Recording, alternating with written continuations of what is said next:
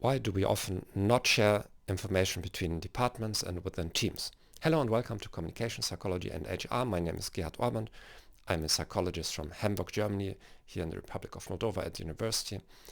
I'm specialized in international, intercultural and multi-language contexts.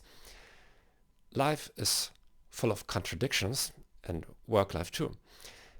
A typical contradiction is that on the one hand, organizations claim to be open and encourage information sharing, innovation. On the other hand, the organization itself often puts many obstacles to such information sharing. Today we are going to discuss some of those obstacles. But first, why should we share information within teams and among departments in the first place? So the typical argument for managers is, well, we have a fluctuating workforce. Some say the new generation is even less stable, that most employees plan to leave their current job within the next 2 years. So what happens when employees leave? They take with them their experience, knowledge, tricks, strategies, and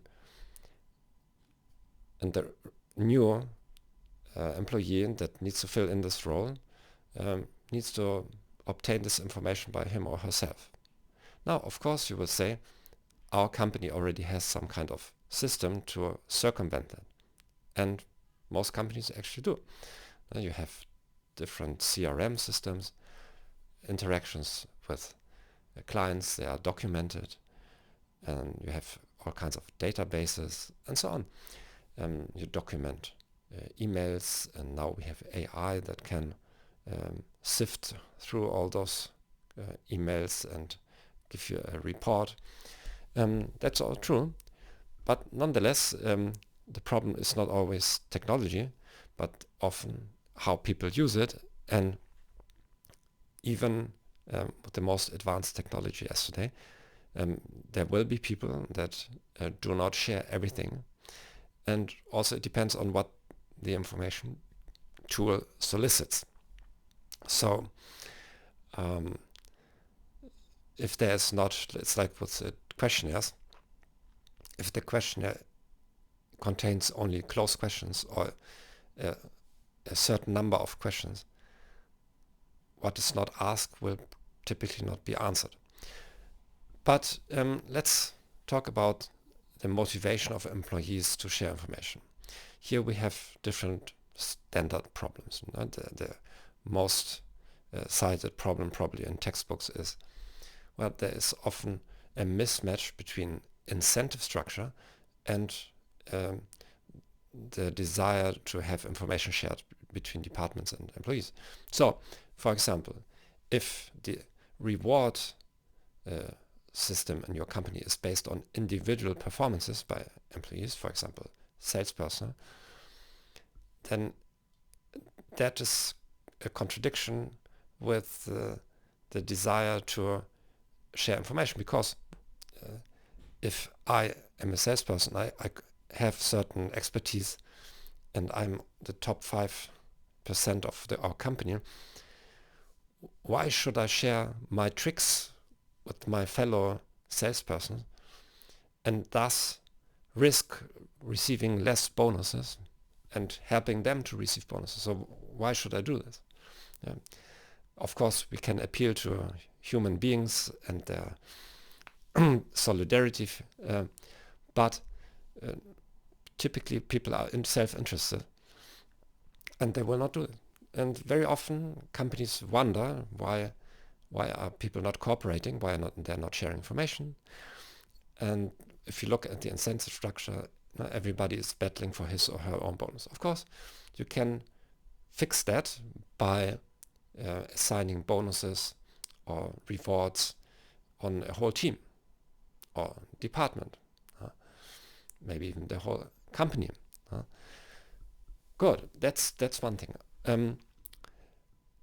And another problem is, even if you have reward structures, not always will you do this.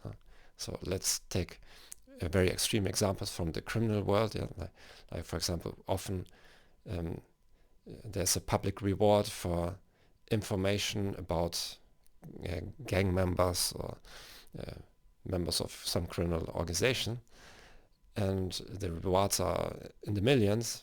However, what happens in reality often is that even if the people in that gang know about the reward, they are still afraid of their gang retaliating. So even with the best reward structure in a company, you will not override problems of fear and lack of psychological safety. And psychological safety means a low level of risk or a low level of interpersonal risk. So if I speak up, I acknowledge my own mistakes. If I make suggestions upward, for example, I tell my boss things that could be improved in our department, then there's a risk that I will be perceived as insubordinate or provocative, negative, and so on. So high psychological safety is a team where I feel I'm safe to do things like that. And it doesn't mean that we are all nice, but it means that we are open and candid, and this in practice means often that there are lots of arguments. So that's the second. We need to check first what is the reward structure for individual teams and also for departments, and what's the level of psychological safety. And I also believe that the managers themselves, even if on the one hand they need to promote this information sharing, on the other hand they may be afraid of that because they may feel that they will lose control. They are afraid that people may start gossiping. Confidential information is shared too often. People in other departments start comparing their department, and they maybe become envious of the salaries of the other department and so on, better working conditions and so on. And also often that people will start sharing not only the officially demanded information, but also if people start talking between departments more often, then they may compare their bosses, their working conditions, and especially those who feel insecure in their leadership abilities, they probably will not want this information to take place, information sharing.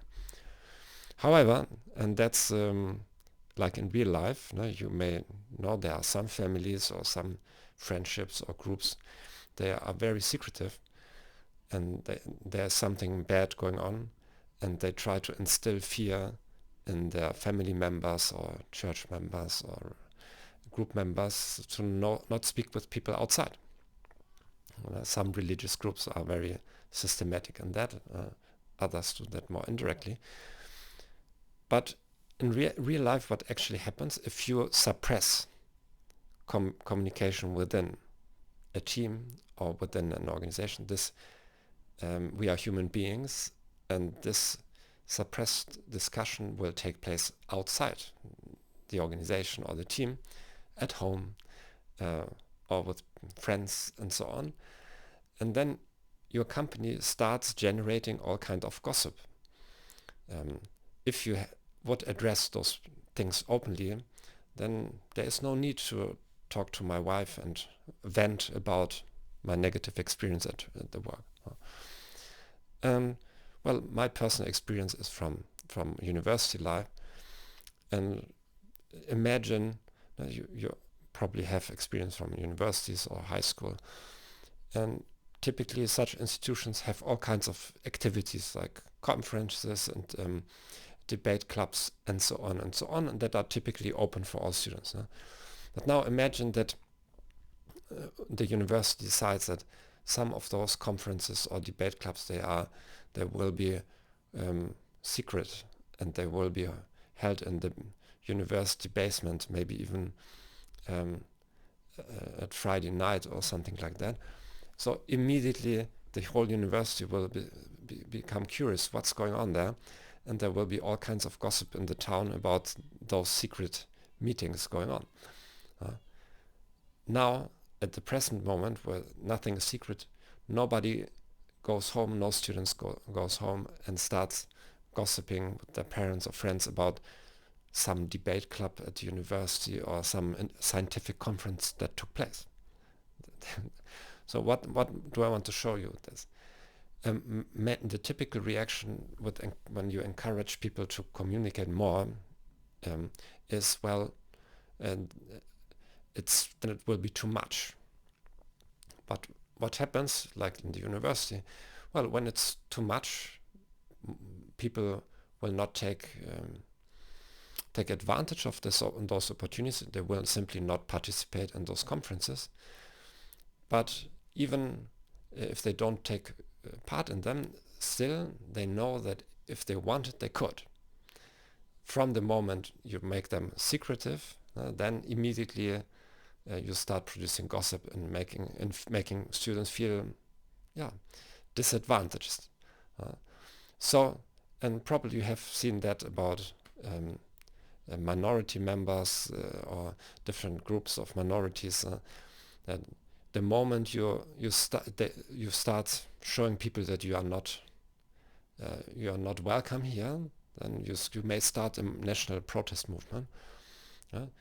Maybe nobody would ever be interested in the first place in such debate club, but if you say this access is restricted to a certain category of students, immediately you make a nationwide protest. And same here. So if you have too much information sharing in the company, well, if there's too much information available, nothing bad happens. People just don't consume it, but they know that they could.